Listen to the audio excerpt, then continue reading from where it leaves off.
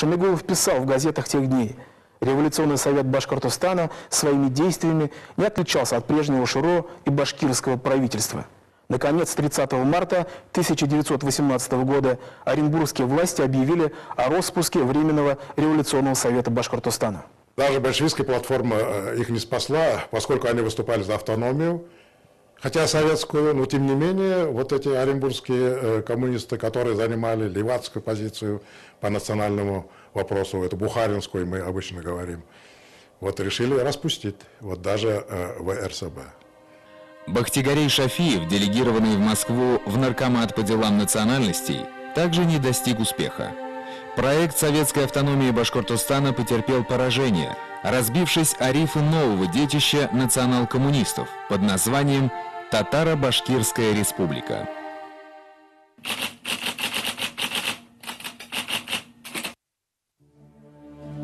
Милли Меджлис, то есть Национальное собрание, высший орган культурно-национальной автономии тюрко-татар, принял решение о провозглашении двуединого штата Идель-Урал как татаро-башкирской автономии.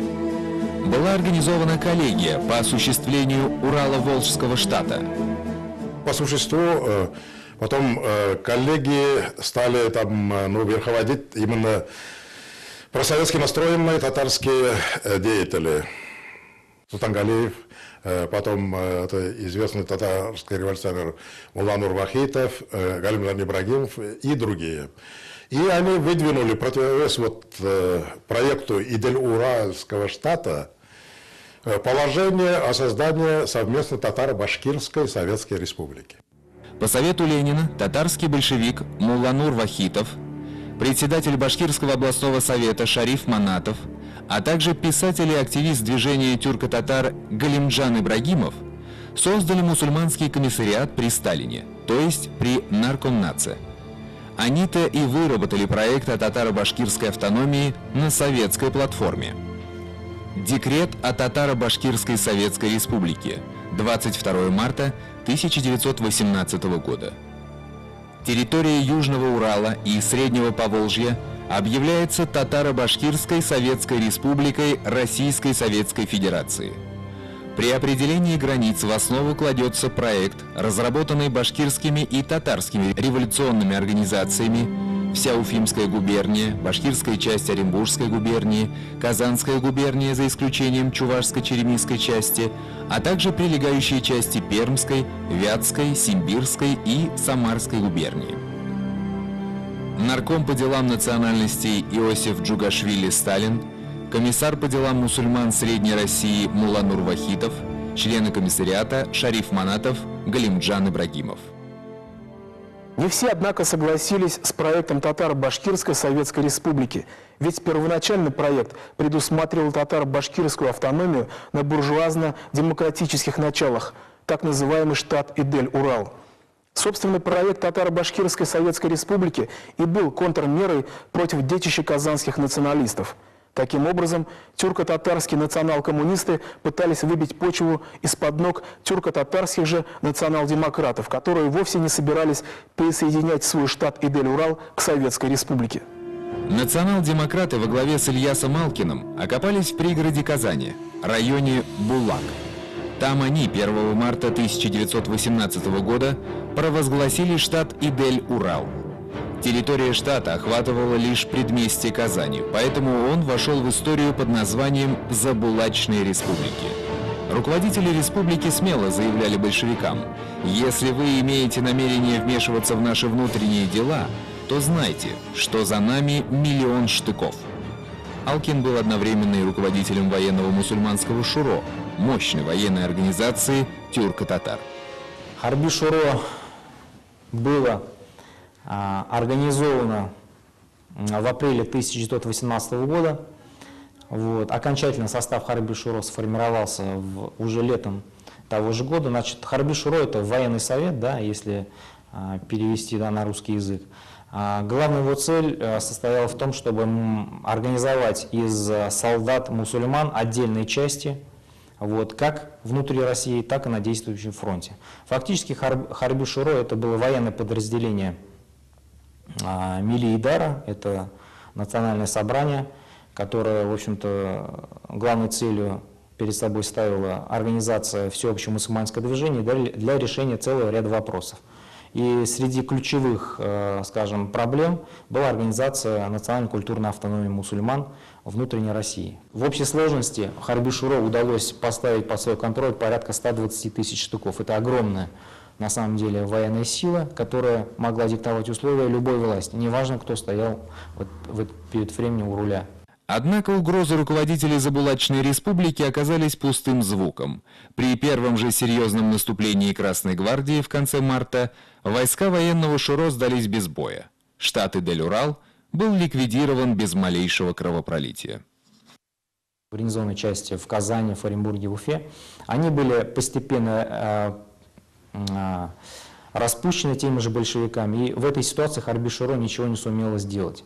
Удивительно, что Харби-Шуро фактически в начале 1918 года оказалось в совершенно отчаянном положении. Уже являясь фактически политическим противником большевиков, Харби-Шуро, тем не менее, пыталась раздавить своих оппонентов по своему же лагерю, например, Башкир, да, чтобы каким-то образом помешать разделению мусульман на какие-то этнические направления. Являясь противником большевиков, они сыграли в роли их союзников, чтобы решить какую-то свою узколокальную задачу. Илья Салкин, руководитель Забулачной республики, и целый ряд татарских офицеров позднее поступили на службу в башкирское войско.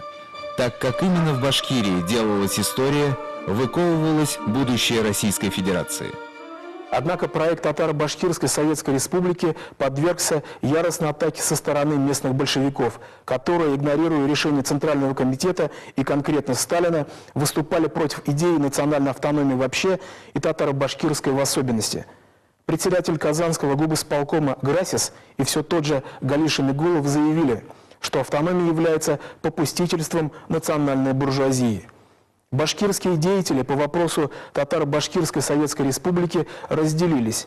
Часть из них во главе с Шарифом Манатовым поддержала эту идею, зато другое крыло башкирского движения во главе с Ахмедзаки Валидовым решительно отвергло проект совместной Татаро-Башкирской Республики.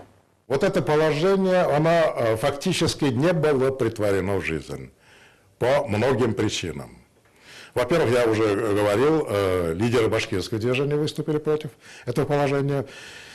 Потом это положение не было воспринято левацки настроенными, коммунистическими руководителями губернии. Вот Оренбургской губернии там Свильник это посольство не поддержал, Уфимской губернии там Эльцин был, Казанский, Грасис и другие. Они тоже резко выступили против создания Татаро-Башкирской совместной Советской Республики. Вот это следующая причина.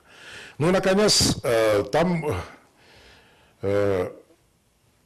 предполагалось созыв учредительного собрания Татаро-Башкирской Республики. Вот как раз началась гражданская война, и вот вся территория предполагаемой Татаро-Башкирской республики была захвачена белогвардейцами. Таким образом, все три проекта политического устройства Башкирии, я имею в виду, во-первых, проект советской автономии Башкортостана, во-вторых, буржуазно-демократическая автономия в составе двуединого штата Идель-Урал, и, в-третьих, проект Татаро-Башкирской Советской Республики потерпели сокрушительный крах. Почему? Авторы проектов советских автономий слишком полагались на мудрость своих старших товарищей по партии и верили в возможность одним указом сверху решить проблему национально-государственного строительства. Авторы проекта Идель-Урал, напротив, не верили большевикам и полагались лишь на свою военную силу, войска мусульманского военного Шуро, то есть Совета.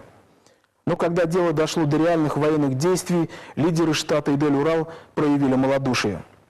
Из всех политических течений Урала и Поволжья лишь валидовское крыло башкирского национального движения бросило открытый вызов большевикам, не останавливаясь перед применением вооруженной силы.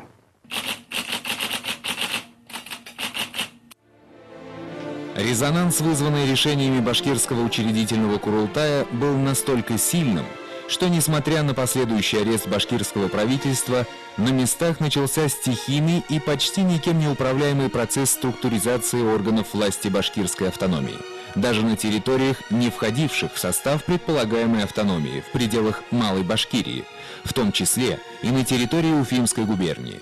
18 апреля 1918 года, то есть через день после ареста в Оренбурге башкирского правительства, в селе Бураево движение присоединения к Башкирской республике вылилось в конкретные политические формы.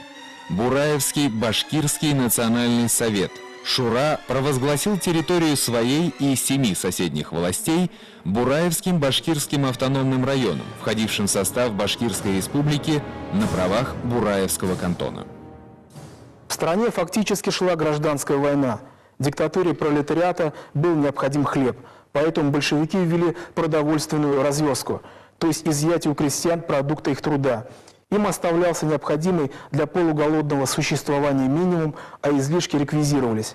Тем самым дезавуировался побудительный мотив крестьянского труда. Понятно, что смекалистые крестьяне в условиях экономической политики военного коммунизма бросились продавать свои излишки или обменивать их на промышленные товары. Тогда большевики запретили свободную торговлю. В условиях нарастающего хаоса Бураевский Башкирский национальный совет принимает постановление: хлеб, заготовленный для армии в количестве 500 тысяч пудов и кассу наличности 300 тысяч рублей, признать принадлежащим автономному району.